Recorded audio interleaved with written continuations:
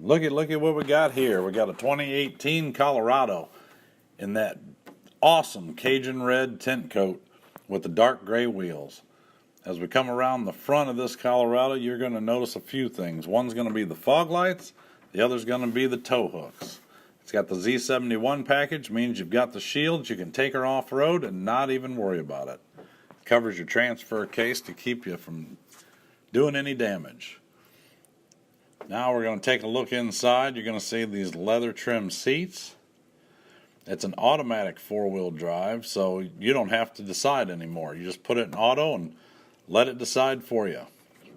You've got the dimming rear view mirror. That is fantastic when somebody runs up on you with them bright lights. Now we're going to show you here how much room there is in the back seat. There is plenty of room back here for your passengers. 3 fits very comfortably.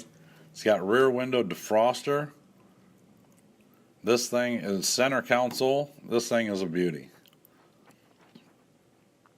Also, I'm going to show you back here. It's got the tow package on it. It has the rear view camera. It has the easy fold up tailgate on it. Makes it real simple to use, nice and convenient, and great gas mileage. Come see me, Steve K. at Bowling Green Chevy.